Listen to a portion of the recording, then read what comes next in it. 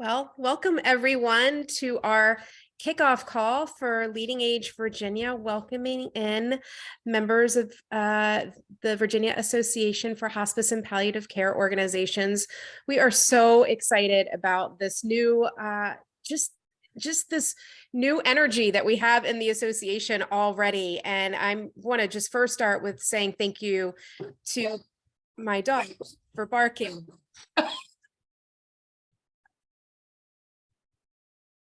She doesn't bark until I get on a camera, and that's just the way it is. So that's Bella. That's a little bit about me. So I want to start with just thanking the VAHPC board for trusting Leading Age Virginia with continuing the incredible mission that you all have worked on for decades.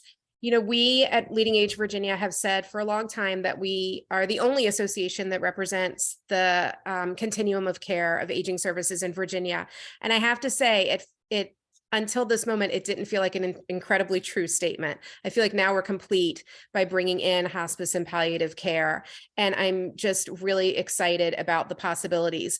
For those who don't know Leading Age Virginia, I'm Melissa Andrews. I'm the president and CEO. I've been with the association for 6.5 years. Prior to this, I was at Leading Age National for 14 years. So I've been in this family for a long time. Leading Age Virginia's vision is positive aging for each Virginian.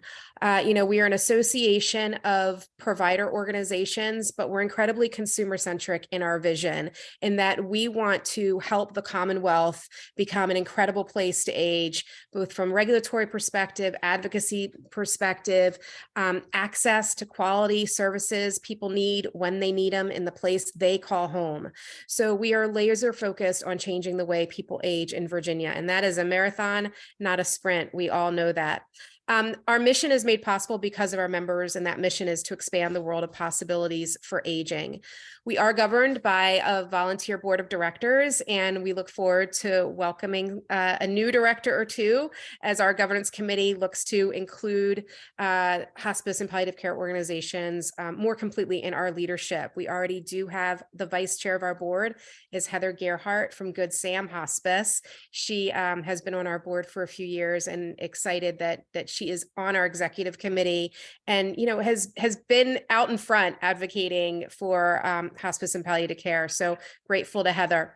I'm going to hand it over to the people that do a lot of the work, but I just wanted to share that our board adopted a new strategic plan last fall, and that strategic plan is, and I'll drop the link in the chat so that you can see it, but really focused on growth, on workforce, on governance, on impacting the field and the value that our members feel for being a part of us. And diversity, equity, and inclusion. How do we create cultures of belongings within our member organizations? And a lot of that work is internal for the association as well. Our team is made up of myself, Dana Parsons, who is our Vice President and Legislative Counsel, who's coming to you from her remote location outside the General Assembly. Paula Ropoleski is our Director of Education Engagement. Leah Rollins is our manager of membership and workforce initiatives. Our student intern is Kelly Black. She's at VCU getting her master's in healthcare administration and wanting to be a long-term care administrator. Already has a commitment from one of our members for a third-year fellowship. We will have a new student intern coming on, Amaya Daniel. Tracy Paxton is working with Dana down at the General Assembly. She is a master's in gerontology student. I know you all know Becky, so we are blessed that Becky is going to continue her work as a lobbyist with us, and I know she and Dana will share some things. And just a little bit, we also have another contract lobbying firm we work with, Spots Fane, and a PR firm, Commonwealth PR. I'm really excited. I am going to drop in the chat that we partnered with Good Sam Hospice to get some media attention late last year. And that ran yesterday in the Roanoke again. So, we really, we pride ourselves on working really hard with our PR colleagues to get our members in the media, to tell the story of what you do, why you do it, and why it is important for the localities in which you serve and for Virginia as a whole. So if you have a story to tell, don't hesitate to reach out to us to see if we can help get that story told.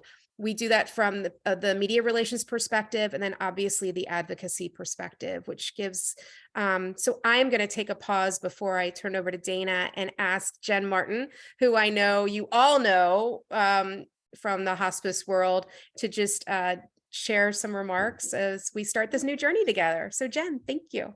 Thank you. Thank you all for having us. I'm Jennifer Martin. I currently serve as the executive director here at Blue Ridge Hospice. I've been a registered nurse for here at Blue Ridge Hospice for 24 years.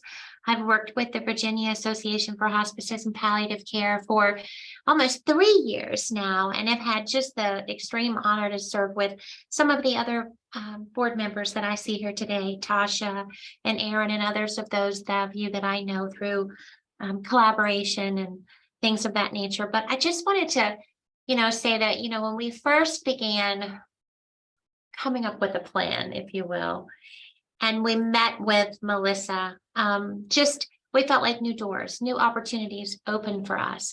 As hospice professionals, we truly believe in all levels of care, and we serve those in all levels of care. And about 88% of those here at Blue Ridge, and I'm sure other hospices too, that are 85 and older, are accessing hospice care. And this opens up doors of opportunity for us to learn from you. It also opens up the opportunity for you to learn from us and to advocate and to educate ourselves to make sure that our aging population, they get the right level of care at the right time. I'm just excited at what you can teach, not just those of us who've been on the VA HPC, but the hospice world in general, about not only what we do, but about the services that you all provide and those that you represent. So I know from the bottom of my heart, I thank you for having us and welcoming us and the members of the VA HPC into membership. So thank you. Thank you, Jen. So what can you expect? Well, we're figuring it out right now. So you got an email from us, and I know that because you showed up. So something is already working, which we're really excited about, but we're figuring it out the behind the scenes. So you'll be hearing from Leading Age Virginia staff about getting you active. We're working on what does that look like? And the VHPC board continues to meet. We have a meeting tomorrow as we just really try to work through this transition together. So there was a call in the, there was an ask in the email that went out inviting you to this call to join our Hospice and Palliative Care Council. So there was a link there to email Leah, but I'll put her email address in the chat. If you didn't see that, we'd like to have you as part of that.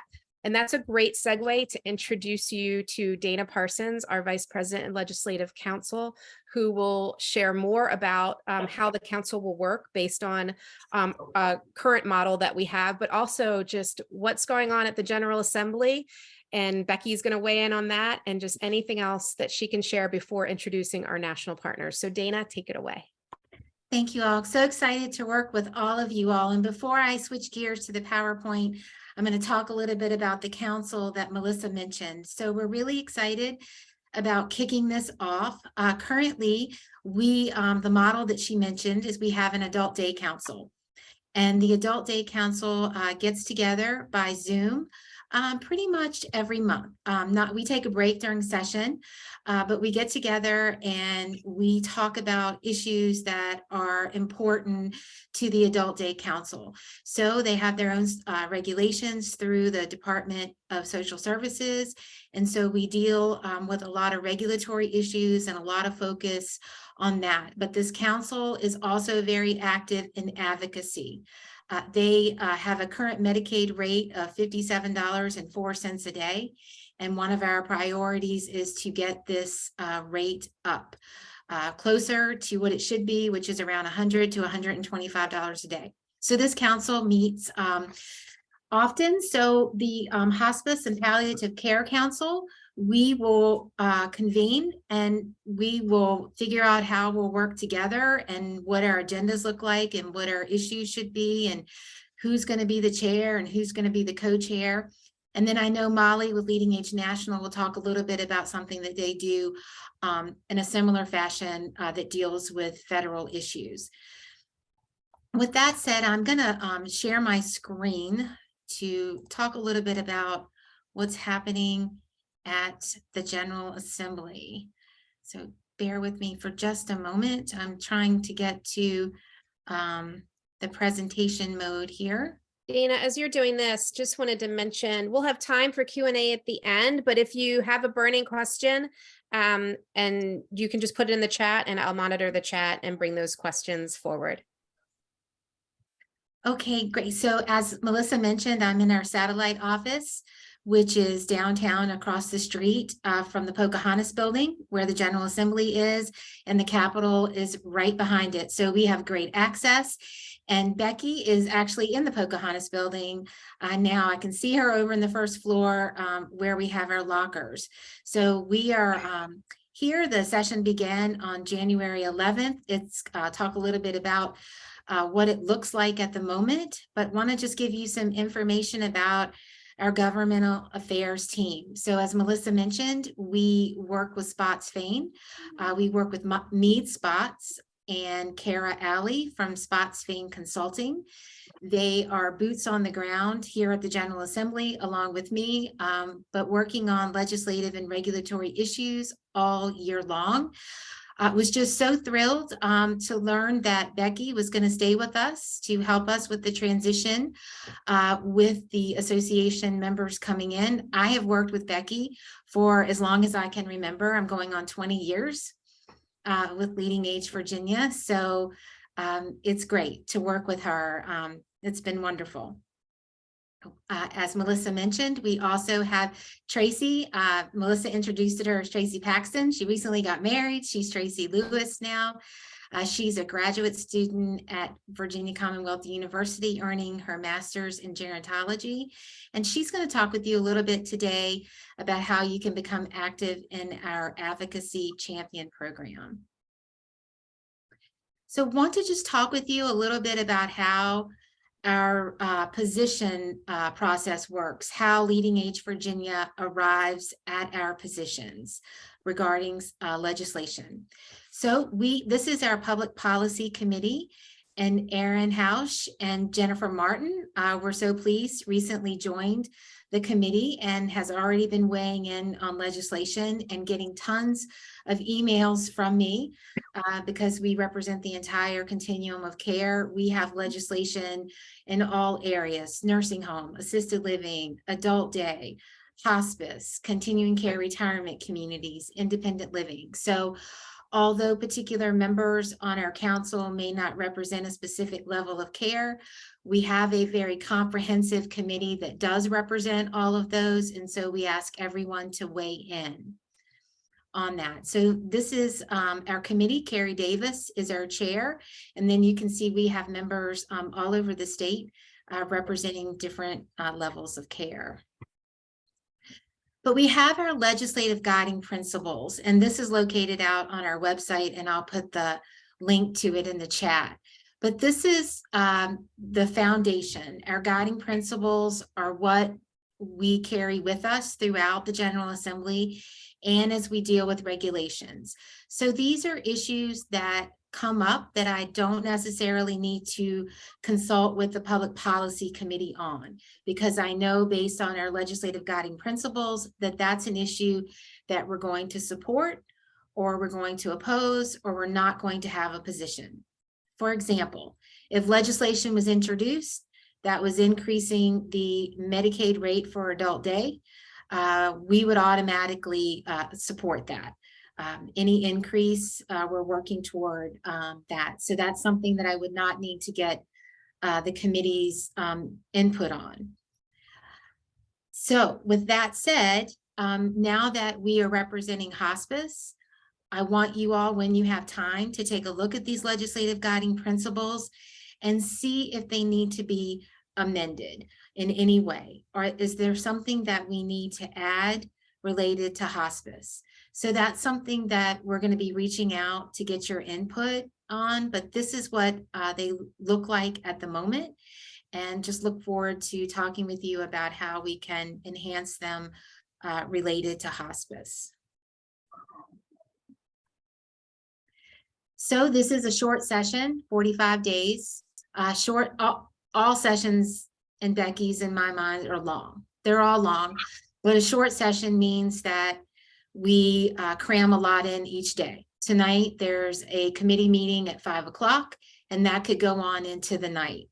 And so basically that's happening because the General Assembly needs to get their work done prior to crossover, which is on February 7th.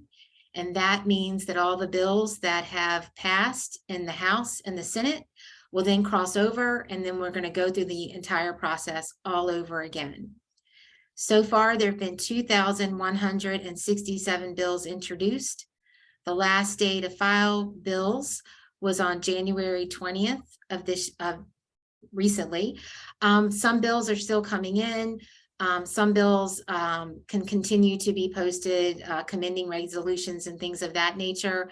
But the substantive bills that will be dealing with the continuum of care had to be dropped by January 20th. But Becky and I and Mead Spot, along with Mead Spots and Kara, are keeping our eye on the system just to see if anything pops up as they continue to post legislation. Going the wrong way. So there's quite a few bills that we are working with this General Assembly session, but for purposes of today, I narrowed the bills to deal with hospice and palliative care and also workforce. So there was a bill introduced, Senate Bill 930 by Senator Hospice. That bill came up recently in a Senate and Education and Health Committee dealing with the end of life. Our Public Policy Committee weighed in on this. Based on the discussion that we had, we feel like there's much more work that needs to be done on this particular issue. So the Public Policy Committee decided that Leading Age Virginia would not take a position at this time. Becky and I were at the committee meeting. We heard the discussion. The bill was passed by indefinitely by a vote of 9-5. What that means is passed by indefinitely means that the bill is basically defeated and will not come up again. So that happened relatively quickly. So this legislation is off the table for this session. Becky, I just wanted to see if you had anything to add to that issue related to Senate Bill 930. The only thing I would say is that we have seen this before, and when it came up the last time, we spent a fair amount of time trying to figure out what our position would be. And the position of most of the hospices at that time across the country were to take no position rather than to oppose or to support. I think that's what it was. And, you know, basically we would take no position this year. Yeah, that's right. Thanks, Becky. So moving on, we have seen 4 bills in this legislative session dealing with clergy visitation. 2 of those bills that include nursing homes and assisted living also include hospice. So Becky and I testified this morning to a visitation bill that did not include hospice, but our overall position was to oppose it. And the reason we opposed it is because we have legislation that's been passed in a prior session during the pandemic that required the development of visitation protocols for nursing homes, assisted living, and hospice. And we feel that that legislation and that particular law is working very well. What we're also seeing in these visitation bills is the development of a private right of action. So essentially, what the legislation is doing is creating an opportunity for folks who are not happy with being able to not visit because of CMS requirement to not visit during a pandemic and so forth. They could then have a private action with monetary damages. And so we don't think that that's necessary. I've been meeting with legislators, and I've heard of one incident where someone was not able to be with their loved one prior to passing. However, the clergy was available and was there in person. So it's not that we don't support clergy visitation. It's just that this legislation is not needed in light of the current law and the fact that it's creating a private right of action that we're concerned can create a litigation minefield, really, for all of those levels of care. So for that reason, we are opposing these two measures that also include hospice related to visitation. And I won't go through the bullets here that are proposed in the bill, but basically has a laundry list of requirements. We feel like Senator Keegan, who had a bill in the 2021 special session that required hospice, nursing homes, and assisted livings to have regulations in place to develop a visitation protocol, is working. And we actually, with our public policy committee today, have developed a resident visitation policy statement on that. So I really appreciate their work of chiming in on that issue was at such a late time in the session. And the last bill that I'd like to address is related to workforce. So Senate Bill 1458 is a measure that has been introduced to allow for regulation of temporary staffing agencies in assisted living. So Leading Age Virginia, we pulled together with a lot of the other stakeholders related to healthcare. And we feel like because staffing agencies have been such a problem, at least communicated to us, related to price gouging, to no-shows on particular shifts, that we need to include all of long-term care in this type of bill. So what we're proposing is a workforce study for the regulation of temporary staffing agencies.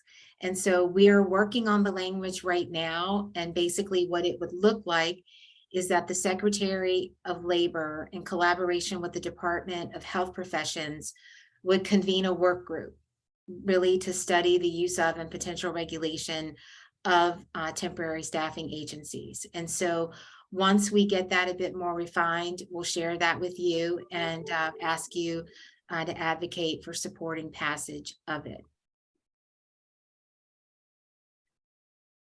So with that said, I'm going to hand it over to Tracy Lewis, our intern, to talk with you a little bit about how hospices can be involved in our advocacy efforts by identifying and designating an advocacy champion in your community. So over to you, Tracy.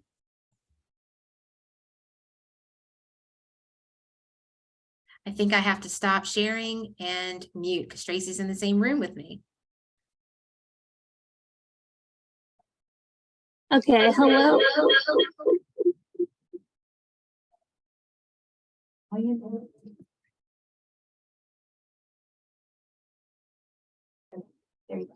Okay, can everyone hear me good now? Great. Okay, hello. I am so happy to be on here with everyone today. As Dana mentioned, my name is Tracy Lewis, and I am a graduate student at Virginia Commonwealth University, getting my master's in gerontology.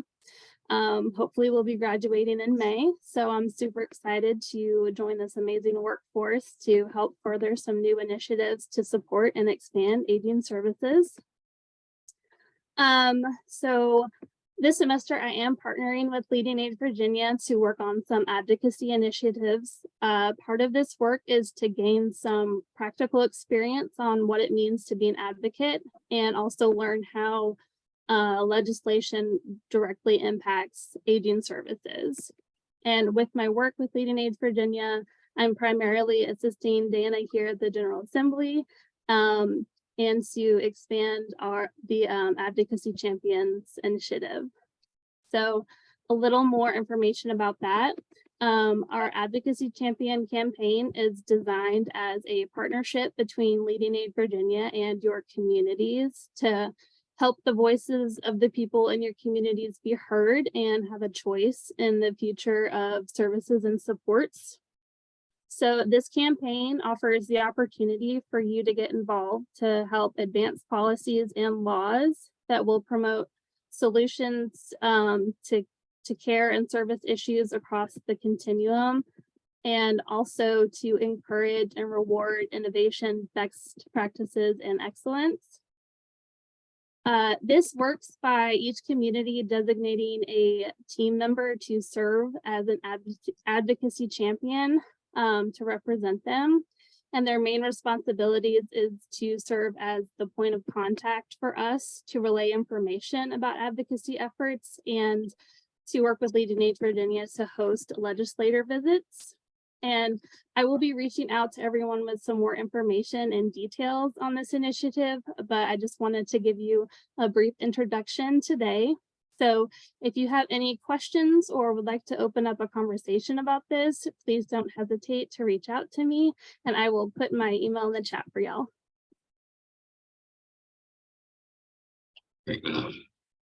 I beat you to it, Tracy. I already put your info in the chat. And I'm sorry I keep calling you by your maiden name. I got to practice that. Dana, before we move on, just wanted to take a pause and see if anybody had any questions, any comments on anything they've heard, particularly with the legislative update. Just if there's anything that you want to share before we move on. Yeah, I appreciate that. I sort of bolted through it and didn't give Becky an opportunity to weigh in, so I apologize. Becky, that's so Dana, isn't it? You know what? I don't care. She and I have worked together so long that if I wanted to say anything, I would have said, Dana, let me talk. And I didn't. She was covering it. I would shut up. Yeah, any of the issues that we brought up, comments, questions? Okay, roll on. Okay. Well, I think we're going to hand it over to Molly now. You want to introduce her? I mean, she doesn't really need an introduction. I think most people know her. Oh, there are a lot of new faces. I can introduce myself, but thanks. So I'm Molly Gurian, and I'm Leading Age National's Vice President of Home-Based and HCBS Policy. I serve on Leading Age's policy team, which is about 15 people, and we cover the entire continuum of services that Melissa and Dana talked about at the Virginia level. So I work in close collaboration with my policy colleagues across the continuum. I oversee our work in hospice, obviously, but also in home health, Medicaid, home and community-based services, and the PACE program. And I Hey, have, Molly. yes. I'm sorry. Can I just jump in real quick? Because I realized I didn't clarify something at the beginning, which is because this will be different for the members who have not been a part of us. So Leading Age Virginia and Leading Age National have joint membership. So when you become a member of Leading Age Virginia, you also become a member of Leading Age National. So we have a seamless brand and we lean on one another a lot. We work together in lockstep, particularly with Molly and her colleagues on the policy team to provide as much member value on the ground as we can. So just forgot to give that kind of framing because it's probably new to most of the members. Sorry, Molly, go ahead.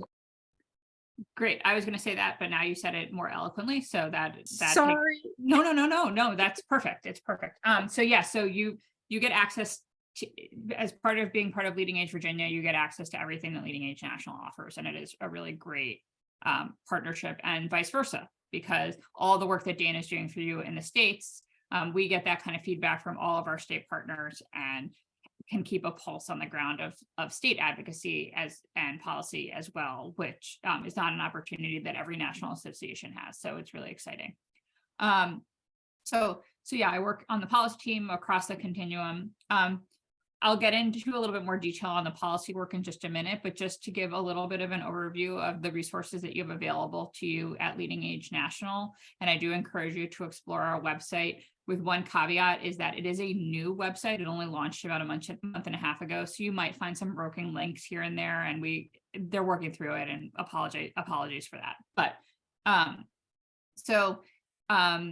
So we have the policy team. We also have a robust knowledge center, which is where we do our education. And there are a lot of resources there for you on things like DEI and governance and dementia care and aging, and excited to work with all of you on ideas gaps there, because we can always collaborate with our knowledge team to develop out programming that would be helpful for you. So, but the Knowledge Center through our online learning portal, there's a lot of resources that are there for you already, and they also help us plan all our content for our 2 meetings per year. So we have 2 big meetings per year. One is coming up in April, and I'll drop a registration link in the chat for all of you because registration just opened this week, and that's our leadership summit. So that's here in Washington, and per its name, focuses more on leadership, and also has more of the policy speakers than our annual meeting because it is in DC. So it's a little bit more policy focused. It's also a much smaller meeting. And then our annual meeting, which will be in the fall in Chicago, is enormous. When I first came to Leading Age from my previous role, I thought I'd been to conferences, but Leading Age annual meeting it's a production. It's a show. It's amazing. I can't say enough about our conference services director, Sharon, and the programs that she plans. So if you're able to come to Chicago in the fall, I also really encourage that. So we're, the leadership summit, we usually see, in the hundreds of people, between 500 people, sometimes less, sometimes more. Our annual meeting is thousands of people, and it's like it's a great experience, and you really do get to see that whole continuum at play. So encourage you to check those out.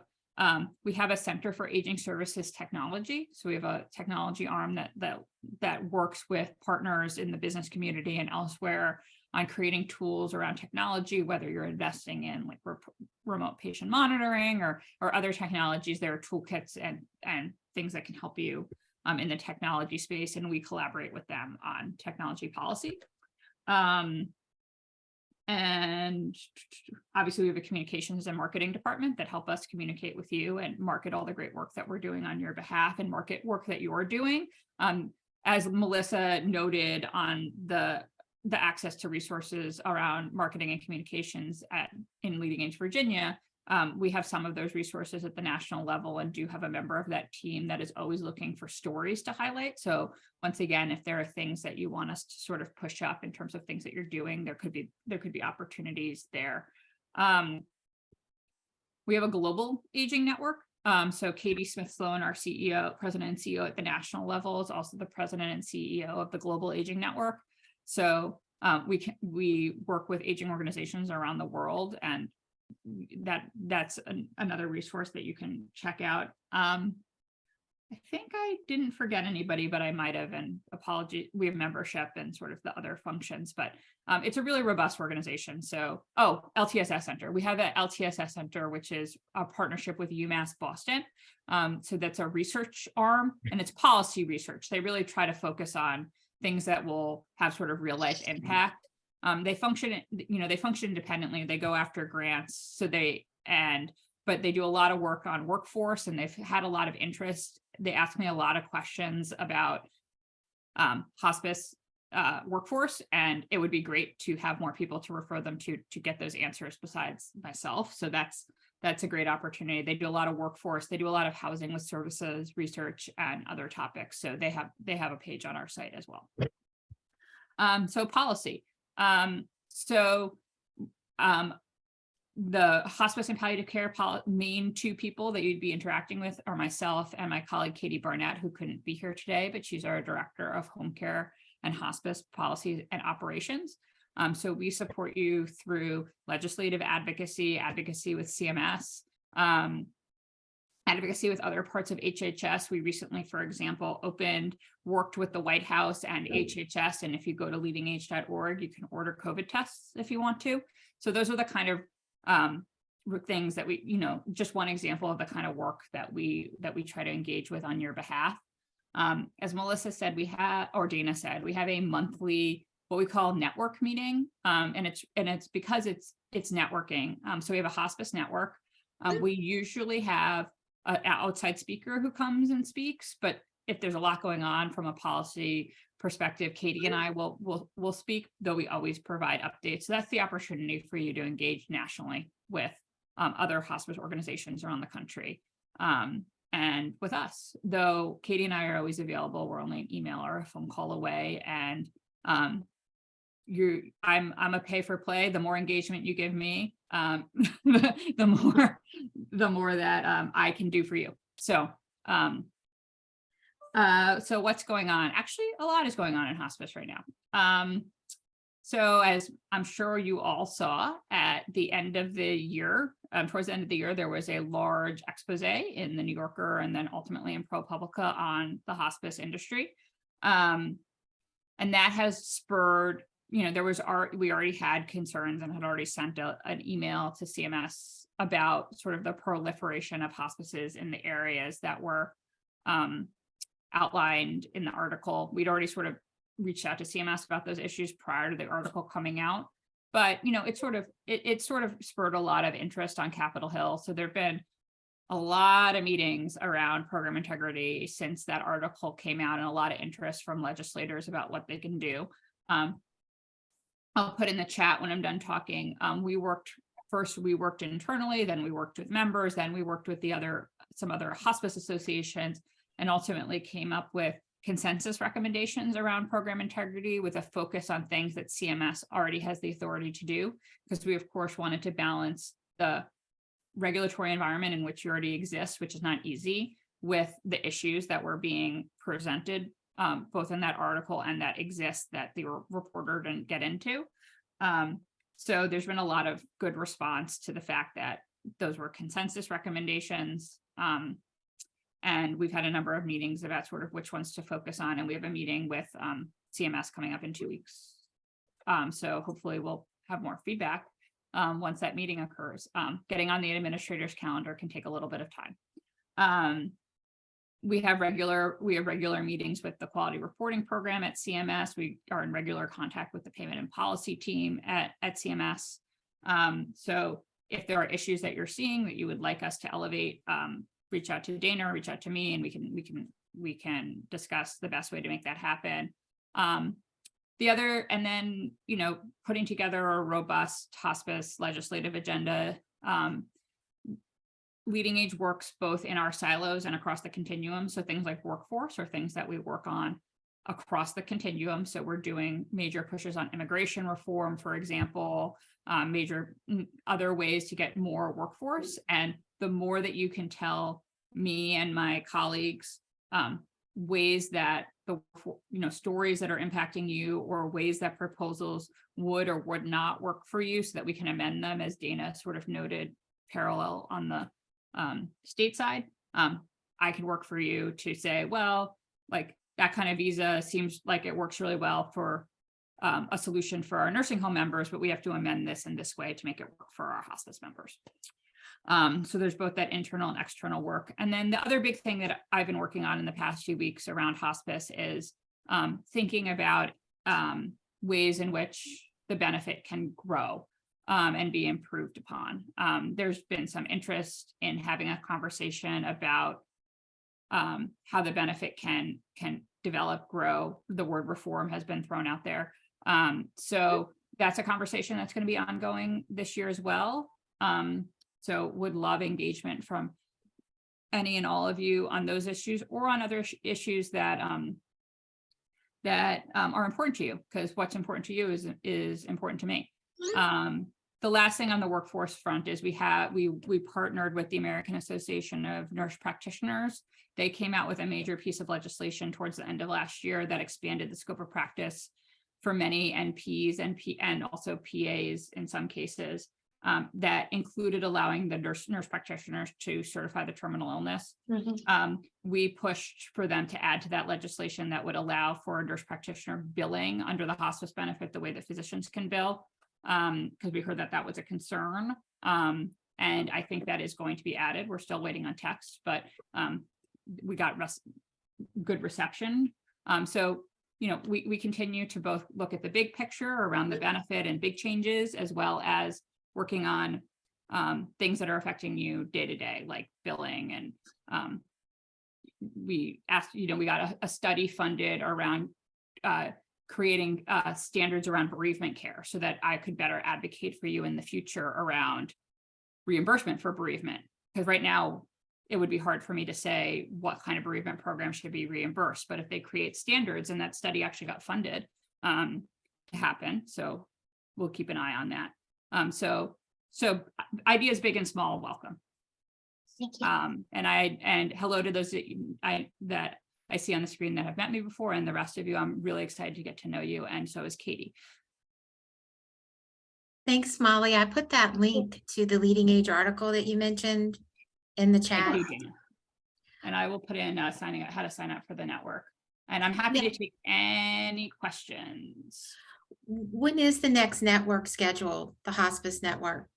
Yep, it is the second Tuesday of the month at 2 Eastern time. So, but you're all in Virginia, so that's Eastern time for you. So the next one is February 14th. I see Melissa's put a question in the chat box. What questions do you have for us, and how can we best support you? Feel free to come off mute and let us know. We want it to be a conversation. That's a lot of links in the chat. We'll You got a lot consolidate going and on. send it I was out. gonna say so much good information. Could you like send it? Could you send it to us? Because I was curious too, as members, will we receive, updates about, these opportunities from time to time? Oh, yes, I can add to that, at least from the national level. Once Melissa, I know Melissa, you're working on everyone's email address on here. We keep a list at national of members, and you get an email every Friday with all the hospice action. Thank you. We encourage you, we do weekly recaps for every setting. So one benefit of being in leading age is like you do get access to policy, to specific policy across the continuum. So we encourage you, we'll always link all the recaps. So, if that's of interest to you to read, like sometimes read sometimes read the nursing home recap to see if anything has happened that might impact you. So like, for example, visitation policy during the pandemic and CDC guidelines, like you had to amend your testing based on nursing home guidance. So like maybe it made sense for you to look. So those kinds of opportunities and ability to keep up on guidance is hopefully more seamless in an organization like Leading Age. And if you're thinking about expanding some, we know some organizations try to become multi-service line organizations, and we're a one-stop shop for you. And Thank we you. include that hospice recap along with all the other levels of care recaps in our Thursday newsletter. So I hope everyone's getting that. And that's where you can find that recap. And it's also every week out on the Leading Age website. Okay. Thank Yes. you. What you can expect for regular communication is Mondays are our General Assembly update. Tuesdays are our Educate and Engage. Paula, is that a true statement? Tuesdays are Educate and Engage? Well, General Assembly is going on back in late February. It'll go back to every other Monday. It'll go back to every other Monday. And then Thursdays are our regular newsletter, News and Views.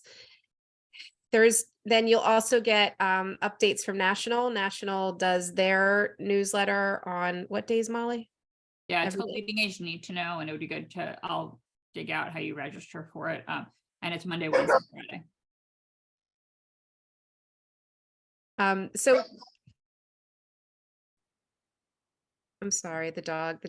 So, what you can expect and what we're working on is, we got this meeting on your calendars and we're excited about that, but just a more comprehensive welcome email that will have some of these links, how to become part of the Hospice Council, how to become part of the Hospice Network, information on upcoming events, just other opportunities for engagement. And then we are working with National to get your data into the national database so that you can begin to receive their information on the regular as well. So lots of kind of back of the house stuff, as I mentioned, that we're working through. Bear with with us. If you're not hearing from us, again, please email any of us. We're all our first name at leadingagevirginia.org. So really easy. You should also know that we're in the process of having the phone number of VAHPC ported to Leading Age Virginia. We're going to do that for a year because we recognize that some people might have that phone number saved.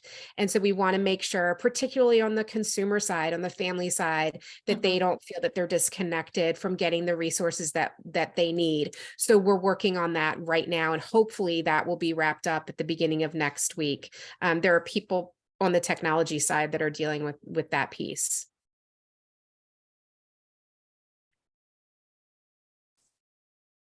What have we missed? Did you come into this conversation hoping to hear something that we haven't touched on, or any counsel you have as we work through this transition? We appreciate that too. Hi, Melissa. Hi, everybody. I don't have a question and I don't have any counsel, but I do just want to say I'm so grateful to Virginia Leading Age for picking this up and moving forward with this initiative. I'm looking forward to participating and all the good things to come. Thanks for doing it. Thanks, Joan. Yeah, Melissa, I'll echo that as well. I also do have a question. I know when I went to register for this call, the website, at first it was wanting me to log in as a member. And I know that the membership kind of flows over from VHPC to Leading Age Virginia, but I wasn't sure about how to log in, or I guess that's the type of information that would be forthcoming in the email that you were talking about. Is that correct? That's it, Tasha. We're working through the kinks of getting you all in as a member, and then you should. Leah is on the phone. Leah, I don't think you're on camera. Are you there, Leah? Hi, I am here. I am Leah Rollins. I am the Membership and Workforce Initiatives Manager. I will be getting all of your accounts set up within our database. So you'll also receive all of Virginia's benefits as well as National's benefits. So within that email that you will receive with all of the links that have been posted today, you'll also get information on how to log into your account. So that will be coming soon next week. Thank you, Leah. And you should know on the dues side, we're working through that. Your dues structure was different at VHPC than it will be at Leading Age, but we recognize that budgets flow and years flow, and we want to make this as smooth as possible for the members. So we're not going to disrupt the way your dues model looks right now. We're going to work with our dues task force and our board to make sure it's as smooth as possible. And we also know that you don't know us.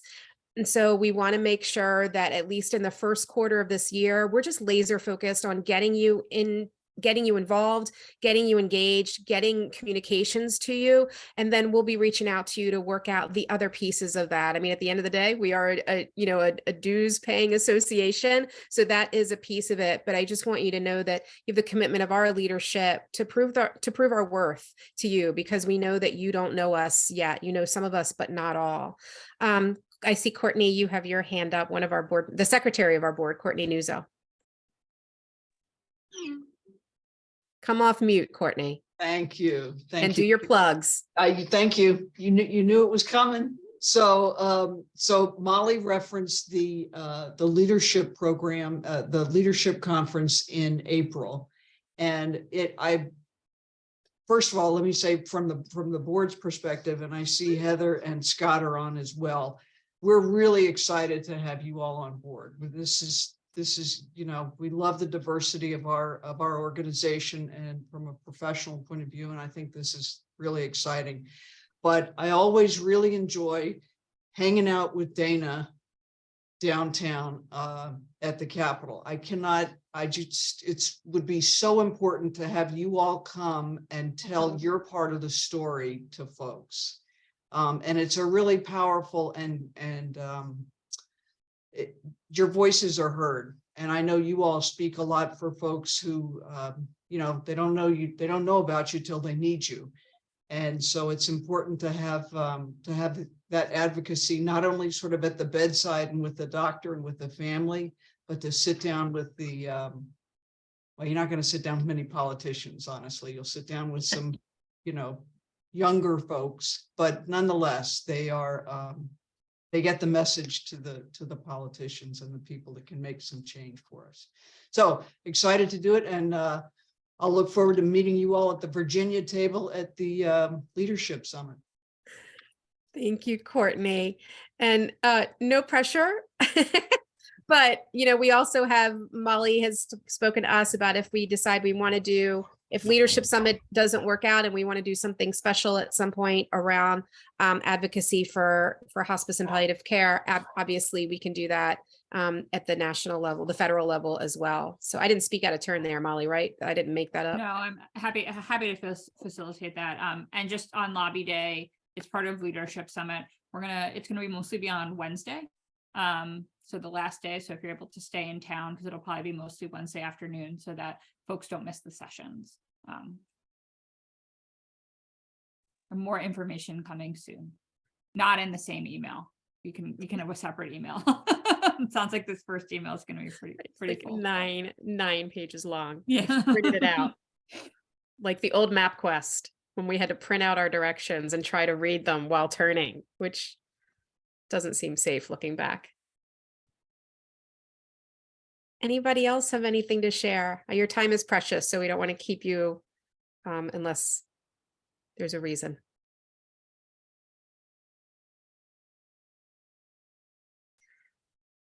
All right, then we will gift you back that 7 minutes. Thank you for gifting us with the past 53.